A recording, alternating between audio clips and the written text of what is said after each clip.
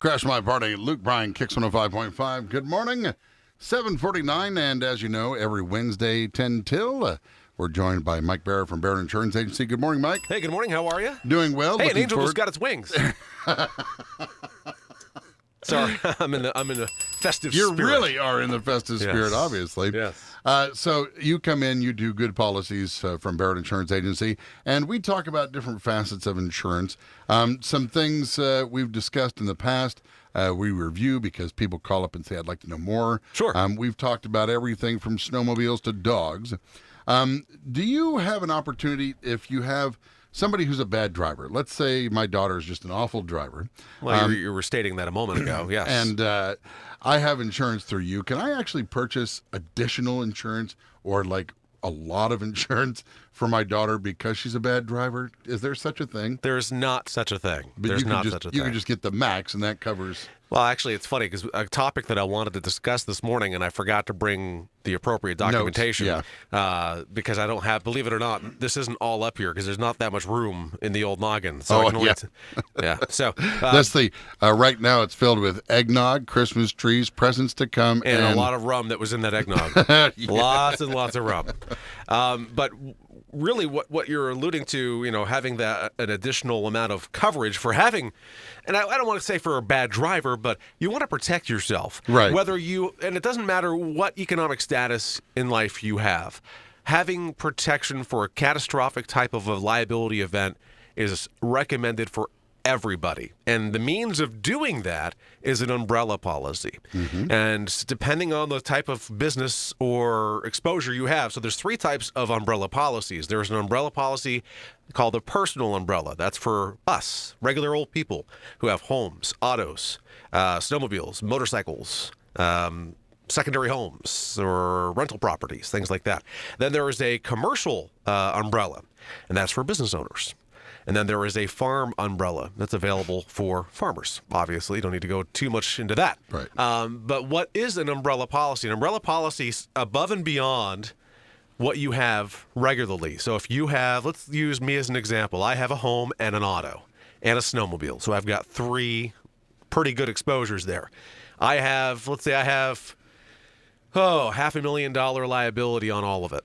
I have $500,000 combined single limit liability on my auto and on my snowmobile, two separate policies. Is that high end? Is that the top? That's the peak Okay. on an auto. Go ahead. Most people have 100, 300 split limit or 250, 500 split limit or 300 CSL. Yeah, see, I'm really throwing them at you today. What's the deductible on that? There's no deductible on liability. Okay. And then on a homeowner, you could range anywhere from $100,000 to $1 million and then liability coverage there. Remember, on a home, your liability is not only if somebody sustains an injury on the property, but if it's your primary home, that liability limit is also worldwide liability that follows you wherever you are.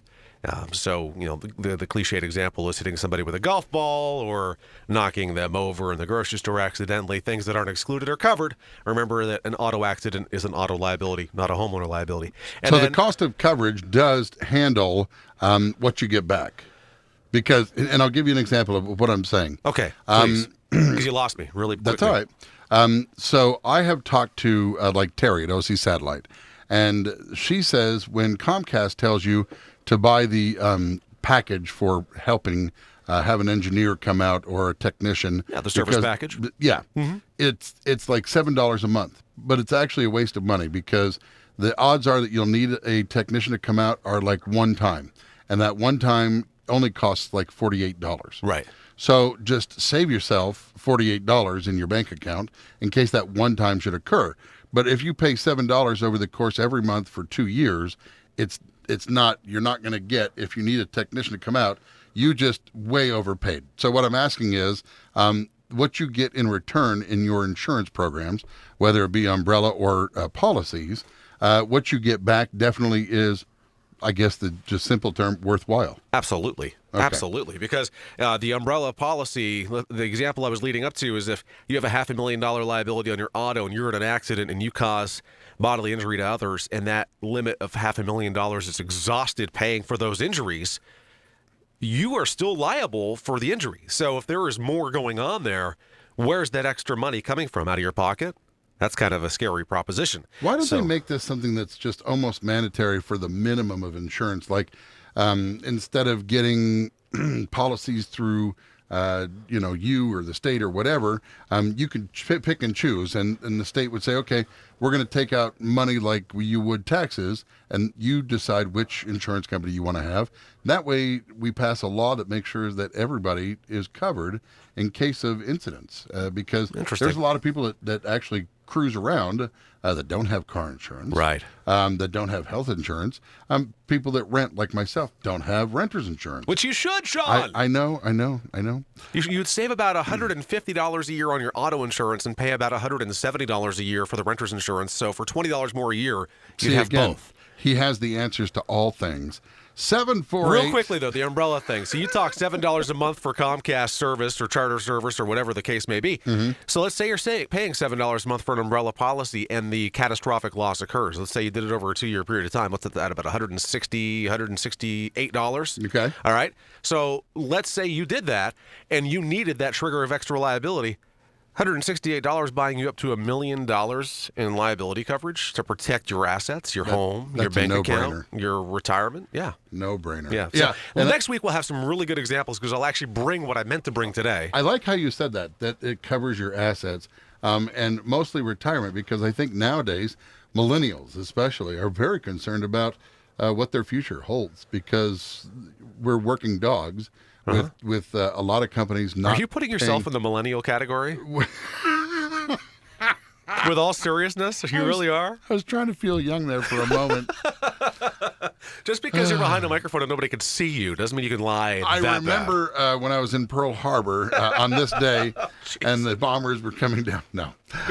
So next week you'll bring us some statistical information. Well, the best way to get to understand insurance is to hear an example or see an example. Okay. So I think that's a great way to go about it. And I love how you said that, because you have many opportunities for people to see it and hear it in different ways. Go ahead and give us a call, 748-5224. Visit our website, thebarrettagency.com. We're on Facebook, Google+, and YouTube, Barrett Insurance Agency. We are collecting toys for the Santa Fund at our office, open 8:30 to 4:30 Monday through Friday.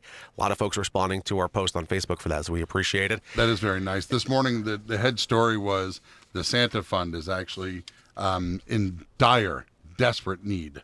That was the opening story this morning on the news. We are. It's something that's been near and dear to my heart. Being a native, I've been doing something for the Santa Fund on and off, over the course of most of my life. So certainly we want to contribute to them, and we're very happy to be able to collect toys and provide donations to them. And we're actually going to do a monetary donation to them as well. So wonderful. If you would like to go and drop off toys, I'm sure you could probably grab a minute of his time, and if not, make an appointment, because he actually, besides being a goober, he is a wealth of information. Mike Barrett, good policies on Don't Kicks come in today, 105.5. though. I got jury draw. So oh, that's right. I'll be at the courthouse. Don't go today, but if you're at the courthouse and bored, sit next to him, just start up a conversation like, "Hey, what do you think about insurance?" Let me tell you, the one place insurance might be the more interesting topic.